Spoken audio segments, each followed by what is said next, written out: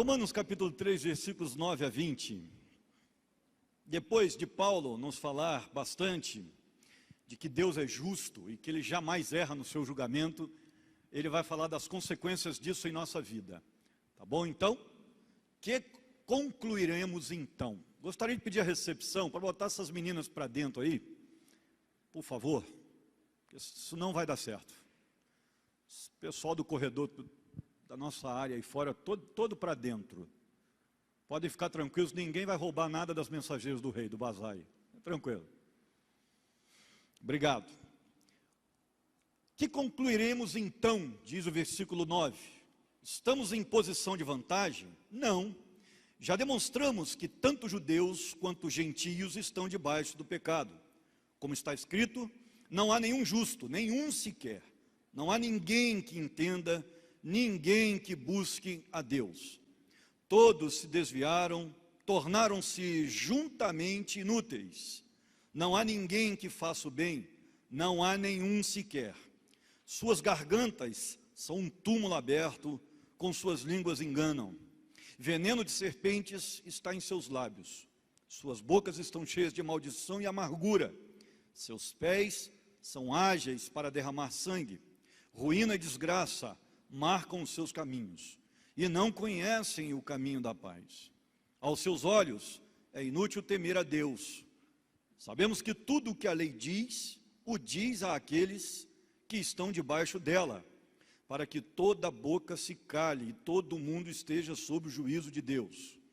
Portanto, ninguém será declarado justo diante dele, baseando-se na obediência à lei, pois é mediante a lei que nos tornamos plenamente conscientes do pecado. Amém, queridos? Vamos orar? Deus, que bênção nós podemos estudar a Tua Palavra. Nesta hora, abrimos o nosso coração, nos sujeitamos à Tua voz, para que, mais uma vez, a direção do Senhor seja transformadora para a nossa vida, para a nossa conduta, para os nossos relacionamentos, para tudo aquilo que pensamos em fazer. Nós tenhamos a luz da Tua Palavra aplicada na nossa vida com extrema dedicação. Abençoes aquele que está em casa e não pode estar aqui conosco também, e que Tu estejas falando à nossa vida. Oramos assim, Deus, em nome de Jesus. Amém. Bem, claro que Paulo, falando em primeiro lugar sobre a questão de que Deus é justo e que Ele jamais se afasta da justiça, Ele jamais pode errar nos seus julgamentos, e ele vai falar que Deus poderia facilmente condenar a todos nós, porque somos pecadores. Uma das questões principais do capítulo 3 de Romanos é a universalidade do pecado. Ou seja, o pecado atingiu a todos. E quando você olha para os versículos 9 a 20, você precisa entender que Paulo está descrevendo o mundo sem Deus. Isso é a primeira coisa que nós precisamos perceber. Já não está mais nessa condição, nessa situação, aquele que agora é justificado por Cristo, foi limpo dos seus pecados e caminha em perdão e graça. Ok? A descrição desse miolo do capítulo 3 é da humanidade em geral, longe de Deus, que não caminha com o Senhor. Tudo bem? Nessa segunda divisão, Paulo defende que sim, que todos somos pecadores sem Cristo. Qualquer um é pecador até que se encontre com Cristo. E pecador costumais. Nós estamos falando de pecado como semente da alma. Nós estamos falando de pecado como conduta diária, como uma situação que está plena no coração, dominando o homem e o homem se tornando escravo dele. Então, precisamos entender que a humanidade, ela está em pecado. Na terceira parte, que a gente vai começar a perceber nas próximas semanas, Paulo vai defender que só podemos ser salvos se esse pecado for anulado. E se a graça for depositada sobre nós. Então, o raciocínio do capítulo 3 é muito claro. Deus é justo no seu julgamento. Somos pecadores. Estaríamos no inferno se não fosse a graça de Deus. Esse é o resumo do capítulo 3 inteiro. Paulo estava provando, nesses 8 primeiros versículos de Romanos, que havia vantagem em ser judeu. porque o judeu tem a palavra de Deus. Havia vantagem em ser o povo de Deus, mas isso não significa que os judeus estavam numa situação diferente no que diz respeito ao seu coração. Precisavam analisar o coração do mesmo jeito, porque o pecado, ele atinge todos nós. É vantagem ser judeu? É vantagem, com certeza. É vantagem ter as escrituras. É vantagem, por exemplo, ser filho de crente. É vantagem? Claro que é vantagem. Ser filho de crente é uma bênção, porque você aprende desde o princípio. Você não tem que quebrar a cabeça depois, como aconteceu comigo. Se você for inteligente como filho de crente, você vai escutar com cuidado o que você aprende aqui, o que você aprende em casa, para colocar em prática esse negócio sem rebeldia, a fim de que sua vida seja uma vida mais fácil, seja algo mais concreto com Deus. Então, filho de crente, já sai na frente, porque vai aprender em casa, ou pelo menos deveria, sobre os princípios de Deus. Por mais que seu pai seja um crente meia boca, já está melhor do que o meu. Você já está bem encaminhado. Não estou dizendo que seja, mas por mais que você tenha algo a reclamar, por exemplo, da sua mãe, mas ela é crente, mas ela faz isso, faz aquilo, já está melhor do que a minha. Minha mãe tinha conhecimento quase nenhum, e já fez um grande impacto na minha vida. Você imagina com o conhecimento, você sai na frente, você tem conhecimento sobre Deus, mas isso, preste atenção, não coloca você no céu, por si só. É exatamente isso que Paulo está dizendo no versículo 9. Que concluiremos então, estamos em posição de vantagem? Não, já demonstramos que tanto judeus quanto gentios estão debaixo do pecado. Ou seja, para a questão de pecado não tem vantagem. Tem vantagem, ele diz até o versículo 8, porque conhece a palavra. Tem vantagem, mas em termos de pecado, se você não procurar resolver o problema do pecado na sua vida, não tem vantagem. Muito pelo contrário, a lei, ela vai ser mais severa com quem conhece mais. Isso também é bíblico. Lloyd Jones vai dizer, estamos encarando, pois, um dos grandes capítulos da Bíblia. Eu li essas frases dele na semana passada. Um dos mais grandiosos. E do ponto de vista de doutrina, certamente, diz Lloyd Jones, não há nenhum capítulo em toda a Bíblia que seja mais vitalmente importante do que este. E é por isso que nós estamos analisando Romanos 3 com cuidado. Ou seja, Paulo está tratando do seu grande tema até agora na carta. Todos nós somos pecadores. E é isso a primeira coisa que eu preciso que você entenda. Nós não podemos tratar o pecado como se fosse uma marca da nossa personalidade.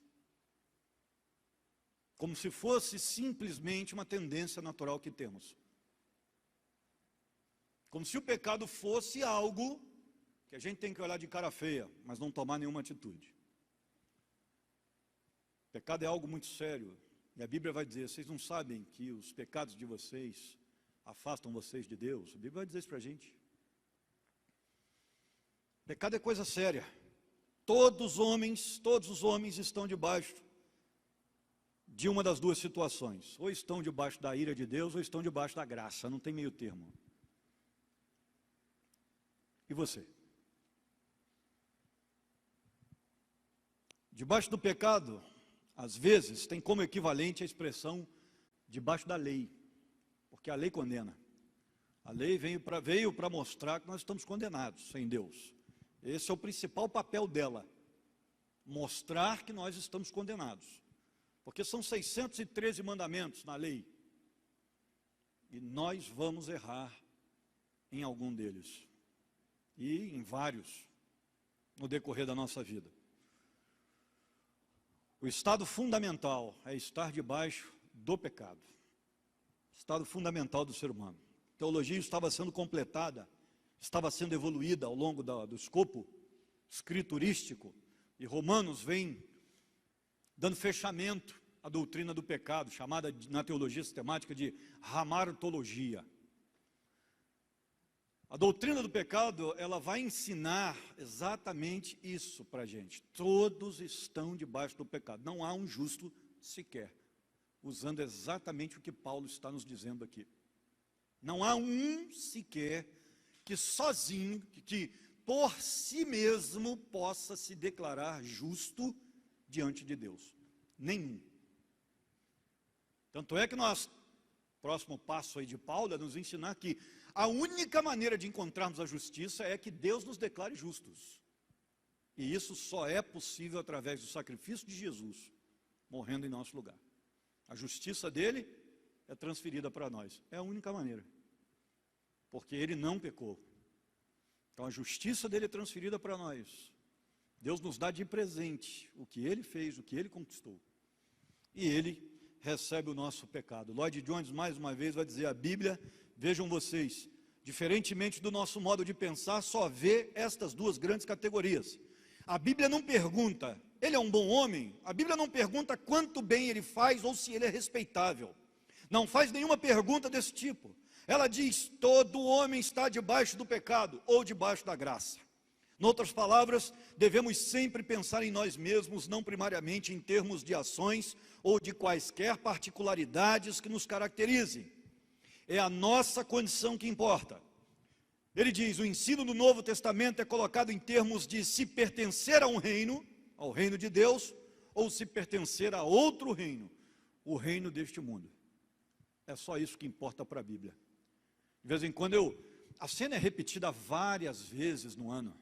Estou lá no gabinete, entra alguém e a gente está tratando luto, sofrimento. Primeira pergunta, né? Pastor, meu pai não era crente, mas há alguma possibilidade? Um homem tão bom, um exemplo, sofreu tanto, pastor. Pessoa tão amável. Haveria alguma possibilidade? Bem, primeiro, deixa eu dizer uma coisa para você. O que acontece entre a pessoa e Deus ali nos últimos momentos da vida é um mistério para nós. Não tem como saber. Mas outra coisa que você precisa saber: se não houve conversão, não há bondade que coloque um ser humano no céu. Porque nós não entramos ao céu, ou do céu, ou vamos para o céu, por aquilo que fizemos, ou deixamos de fazer, mas pela graça que recebemos. Isso é importante você entender na teologia, na doutrina bíblica. E é por isso que a doutrina católica é furada. E não é falta de ética não, estou ensinando dentro da minha casa. Falta de ética se eu for lá na igreja católica ensinar. Certo? É furada. Porque ela vai ensinar que você precisa fazer as coisas corretas, cumprir os sacramentos, para que você seja salvo. Furada. Paulo diz: não há um justo sequer. Pela sua justiça você não vai conseguir fazer. Pela sua obra, pela sua força, pela sua vontade, pelos seus feitos. Porque se você pudesse conseguir pelos seus feitos, Jesus não precisava ter morrido do jeito que morreu. Se nós precisamos de Jesus naquela cruz, daquele jeito, é porque a gente aqui não dava jeito. Não daria. Não tinha como dar. Se a justiça precisa ser transferida de um ser límpido para nós, é porque nós não temos condições de gerá-la em nosso interior. Não há essa possibilidade. Nunca seremos justos como Jesus foi. Porque para ser justo como Jesus foi, você nunca pode pecar. Nunca pode ter cometido um pecado. E aí? Tem alguém?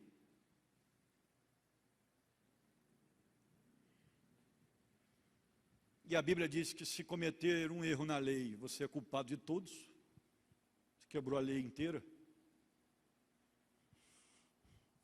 E é legal a cara que vocês ficam me olhando com esse negócio. A sensação que eu tenho é a mesma de Daniel na cova dos leões. Seria bom não falar disso, né, rapaz? Logo num domingo de manhã, acabar com o meu almoço, pastor. Pois é. E é aí que muita gente vai mal quanto a este evangelho, os que pensam que se você tiver uma vida moralmente boa, você é cristão. Você pode ter uma vida moralmente boa e não ser cristão de jeito nenhum, querido. Porque você não está nesse domínio, no domínio do reino. Isso é muito comum hoje em dia. As pessoas não estudam direito para entender o que é evangelho. Aí elas vêm para a igreja achando que já estão no céu. Você precisa de ver o desespero de alguns na pandemia. Pastor, olha só, eu não estou podendo ir à igreja, o senhor sabe que tem um probleminha, se eu for pegar Covid, eu morro. Mas não tira meu nome lá não, pastor. Tira meu nome do hall de membros não, como se isso garantisse da pessoa. Que se a gente votar aqui, ela sair do hall de membros, ela está no inferno a partir de agora. Querido, quando a Bíblia diz o que ligares no céu, será ligado na terra e vice-versa, não tem nada a ver com hall de membros, tá? Deixar isso claro para vocês, pessoal de casa aí, tá certo? Deixar claro para vocês isso aí, não tem nada a ver não. Qualquer dia eu prego sobre isso, explico o que tem e o que vê ali, mas nada a ver. Você pode ter uma vida moralmente boa e não ser cristão. Há boas pessoas fazendo boas coisas e que estão dominadas pelo pecado. Porque a Bíblia diz que até homens maus sabem dar boas coisas aos seus filhos. Eu tenho gente na minha família que é gente boa, mas que está no inferno, pela vida que leva. Um tempo desse atrás aí, uma dessas pessoas me perguntou, você acha que eu vou para o inferno? Eu falei, eu tenho certeza absoluta. Falei para ele, só entendo um pouquinho de Bíblia, só entendo só um pouquinho de Bíblia, você vai para o inferno de cabeça para baixo. Você está numa situação drástica. Acorda para a vida. Porque a pessoa acha que, não, eu não mato ninguém, né, a gente está estudando o Sermão da Montanha à noite. Não mata como? Fisicamente? Porque a Bíblia diz que se odiou, já matou. Então como é que você não mata ninguém? Nunca sentiu ódio na vida? Não tem sogra na vida? Não tem sentido. Gostou, né, Marcos? Não tem, nunca sentiu ódio, nunca torceu apaixonadamente por um time de futebol a ponto de se mexer com você? De ver um outro com uma camisa diferente? Isso já aconteceu comigo. Aliás, é um negócio que eu vigio constantemente. Veja um corintiano, me dá um esquisito, rapaz. Mas aí vem primeiro vem o instinto, aí depois vem um raciocínio lógico. Não, peraí, não é assim, né? Tá certo que meu time é lindo, mas peraí, né? Você segura. Como diz o pastor Irlande Pereira de Azevedo, vai Palmeiras. É o domínio a que você pertence que é o problema. Não é simplesmente se você vem à igreja ou vai. Se você fica em casa final de semana e não vai para a balada, ou não. Se você pinta os canecos aí fora. A grande questão não é essa, o que você faz, deixa de fazer. A grande questão que nós temos que perguntar é a seguinte: a que reino você pertence? Só tem dois. Você trabalha pelo reino de Deus ou não? É isso. É filho de Deus, trabalha pelo reino, faz parte do reino, é uma pessoa lavada, redimida, restaurada por Cristo, está em pleno processo de santificação, está sendo transformado dia após dia. Seu compromisso com Deus hoje é real ou não? Você fala de um Deus à distância. Porque essa é a diferença. Paulo diz, essa é uma declaração estonteante, todos, tanto judeus como gentios, estão debaixo do pecado, sob o domínio do pecado e pertencem à esfera do pecado, é o reino do pecado, que tem seu comandante, Satanás. Naturalmente essa declaração inclui coisas como essa, né? Toda a humanidade está por natureza debaixo da condenação do pecado, debaixo do poder do pecado, e debaixo da corrupção do pecado. Isso significa que o cara não é só pecador, ele vai pecar cada vez mais sem Cristo. Queridos, hoje eu estou com 44 anos, está certo, tem cara de 50, mas são só 44. É porque eu falo 44, você não está, você está descosta, mas eu olho daqui, o camarada olha assim, não pode, Pode ser, 23 de fevereiro de 1977. Guarda essa data que era importante. Tá certo? Você que faz um bolo, um negócio maneiro, sabe? 44 anos. Hoje, eu consigo arquitetar o pecado como eu não conseguia há 20 anos atrás. Hoje, sou muito mais experiente nesse negócio. Se eu quiser esconder, eu escondo. E ninguém descobre. Ou seja, percebe, você que está mais velho, os novos devem estar escandalizados agora, mas você que está mais velho sabe o que eu estou falando. E os mais novos, se viverem suficientemente, também vão descobrir. Você vai ficando experiente em pecar. Você vai ficando inteligente no pecado. Se podemos dizer assim. É um oxímoro, mas é só para você entender. Você disfarça o seu pecado e as pessoas não percebem. Porque você está ficando velho. Você passa a ter estratagemas, estratégias. Com a idade, você olha para o sexo oposto com maldade e ninguém ao seu redor percebe. Com a idade, você passa a sentir ódio e você conversa com uma outra pessoa e ela não percebe que você a odeia. Criança não é assim. Criança bateu o olho, eu não gosto de você. É na lata, não tem conversa. E se ela não falar, ela demonstra. De vez em quando a cena ali no final do culto é muito interessante. Dá um abraço no pastor, claro que não.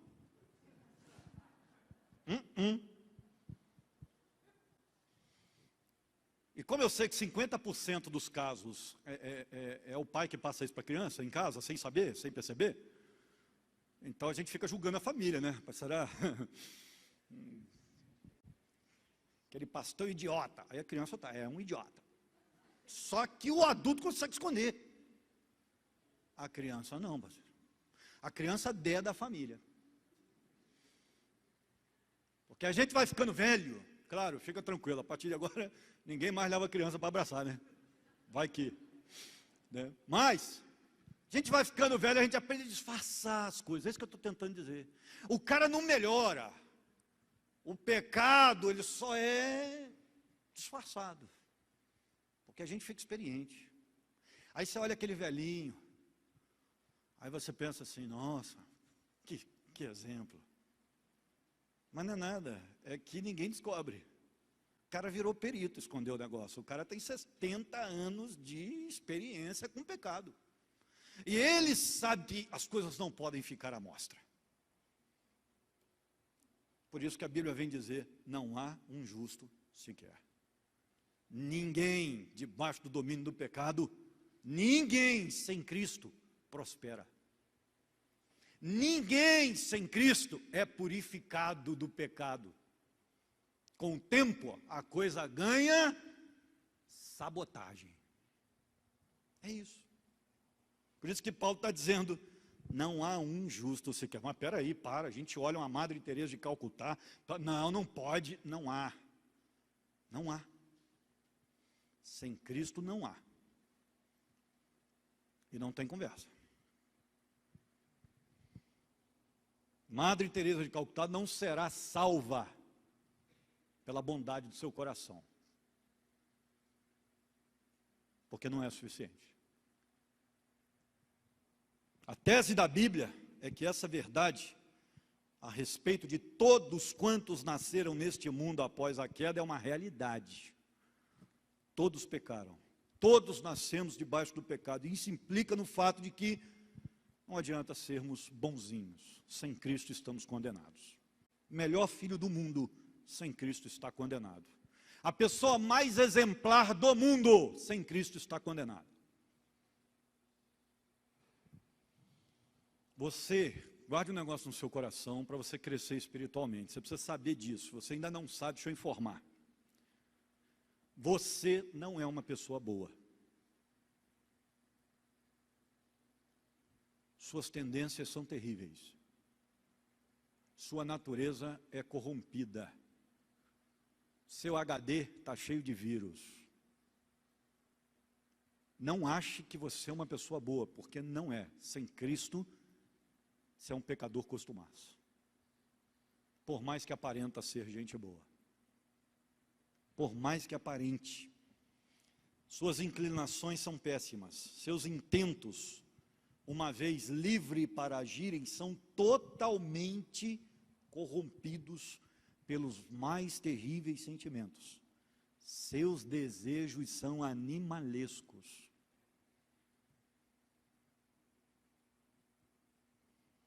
Se não tiver a consciência cristã para botar no eixo, a coisa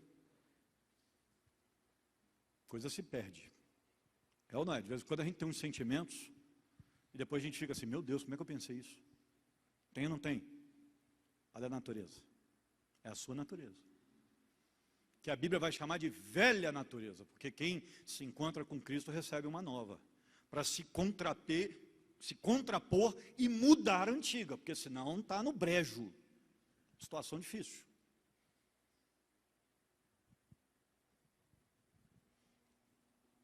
Nossa essência, irmãos, sem Cristo é perdida. E ainda tem gente pensando na possibilidade de andar ou não com Cristo. Está perdido.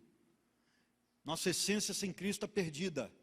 Nascemos pecadores. Todos estamos debaixo do pecado.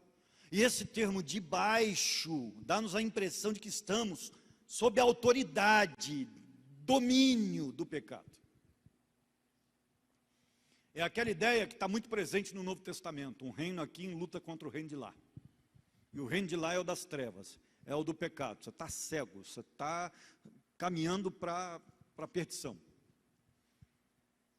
E quem está debaixo do domínio do reino de lá, não sabe o que é estar no reino de cá, que é o reino de Deus. Porque o reino de Deus é muito melhor do que o reino do pecado. E quem está lá está perdido. Simplesmente é isso. Agora, pode um camarada de lá passear aqui e voltar para lá? Claro. Para começar, ele não sai de lá, ele ainda está lá. Ele vem passear aqui, mas ele é de lá. Frequenta, até porque o reino de Deus está de portas abertas. Mas ele volta para lá. E é engraçado que Paulo começa a defender a tese de que todos nós somos pecadores. Dos versículos 10 ao 18 ele faz isso, citando textos do Velho Testamento, que era a autoridade, a escritura daquela época. Então ele começa a usar termos dos profetas, maiores e menores, e termos dos salmos, para mostrar claramente para nós que a base de que nós estamos de fato em pecado está na Bíblia. Não tem como fugir disso. É bíblico o negócio.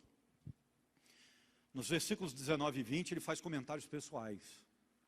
Mas do 10 até o 18 ele cita textos bíblicos. São textos que estão no Velho Testamento. Ele está replicando-os. Há aqui uma declaração fundamental. Não há um só homem. O pecado é universal. Queridos, que legal, hein? Que coisa fantástica. Esqueci de ligar meu cronômetro. Coloquei o celular aqui, fui dar um aviso. E agora eu não tenho mínima noção se dá tempo de eu pregar a segunda característica ou não. Já tem uma meia hora que eu estou falando aqui, não tenho? Ou não? É legal, né? Vocês me ajudam muito. Um faz assim, o outro... Muito legal, essa percepção de vocês assim, é muito diversificada, né? O pessoal da live sabe. O pessoal da live sabe a hora que começou. Dá para saber aí, ô Samuel? Nosso artista. Samuel vai puxar. E o pessoal da live está assim em casa. Mas afinal de contas, vai continuar? Não vai? Quer fazer almoço? Como é que vai ser isso aí? Né? Pois é. Semana que vem, se não der tempo, nós vamos falar das consequências do pecado, que estão nos versículos 11 a 18. Fala comigo, Samuel. Samuel sabe. Porque se tiver uns 25 minutos, dá tempo de eu terminar. Eu prego 40, 30 minutos? 30 minutos já é muito. Aí eu vou terminar lá para 45, 50. Aí você fica com aquela sensação de que, meu Deus, demorou hoje, hein? Foi cansativo esse negócio. Ainda mais do jeito que nós estamos elaborando aqui, detalhe por detalhe. Importante que percebamos, irmãos. Pastor, o que eu guardo de tudo isso? O que eu levo para casa? Bem, domingo passado à noite, nós trabalhamos fundamentalmente a questão do pecado, que não pode ser tolerado, no estudo do Sermão da Montanha. A questão de levar o pecado a sério. Jesus fala de cortar braço, né, como uma hipérbole, que demonstra claramente como o pecado é grave, que tem que ser amputado, ele tem que ser retirado. Não dá para brincar com o pecado. Nós vimos isso no domingo. Estamos revendo hoje com Paulo aqui, de que pecado é coisa séria. Não dá para brincar com uma vida meia boca, né? Não dá para levar uma vida de qualquer jeito, no que diz respeito à espiritualidade, porque isso pode significar que não somos cristãos de verdade. E aí, estaríamos perdidos. E Paulo, para dar força para o seu argumento, ele vai dizer, o pecado vai destruir você, se você continuar assim. E é o que veremos na semana que vem, versículos 11 a 18. Poder de destruição do pecado. Paulo, para fundamentar o que ele está dizendo, ele diz, olha, não há ninguém que entenda, por conta do pecado que ele está dizendo isso. Ninguém que busque a Deus, todos se desviaram, tornaram-se inúteis, juntos.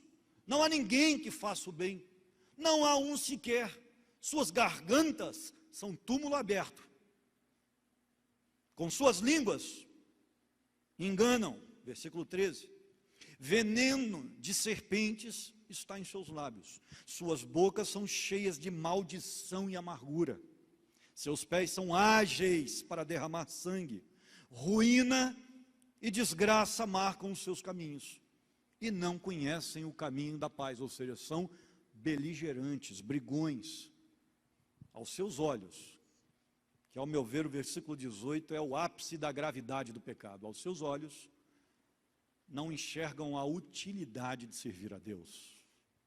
Servir a Deus para quê? Andar com Deus para quê? Esse é o ápice. Semana que vem nós vamos analisar esse trecho, e vamos perceber algumas consequências do pecado, porque é isso que Paulo deseja que façamos. Vamos orar, queridos? Nossa vida precisa de santificação, irmãos. Nós precisamos ser santos porque o nosso Deus é santo. Não dá para andar com Deus de qualquer jeito. Precisamos olhar o pecado com perícia, com análise profunda. E precisamos extirpar do nosso coração aquilo que não agrada ao Senhor. Porque é o que um cristão faz. Se analisa com profundidade. Vamos para a ceia do Senhor agora. E assim, inclusive, corrobora a ideia. Precisamos analisar mesmo o nosso coração, para ver se há alguma coisa nele que não agrade a Deus.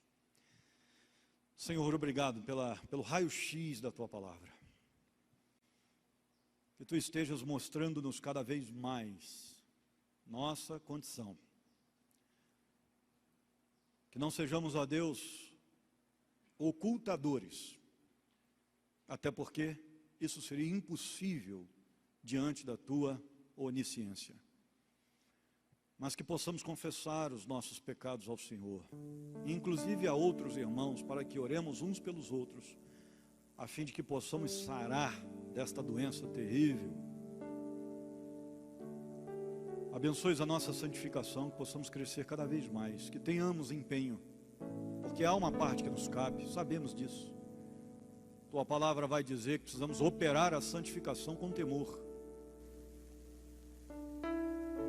Que operemos, ó Deus, olhando para os céus e tendo consciência plena de quem Tu és, da Tua justiça, da Tua santidade e do quanto precisamos buscar purificação diária com a ajuda do Teu Espírito, sob a direção dEle, obediência a Ele, com o poder dEle, para que sejamos cada vez mais purificados no nosso dia a dia. Essencialmente, Teu povo já está sem pecado, já foi perdoado. É uma condição de salvo, uma condição de parte do teu reino, ou seja, somos parte do teu reino. Mas na operacionalidade desta vida, precisamos abandonar o pecado todo dia, porque é isso que um perdoado faz. Então que tu nos dês forças, precisamos das forças que vêm do teu trono. Nós oramos, ó Deus, em nome de Jesus.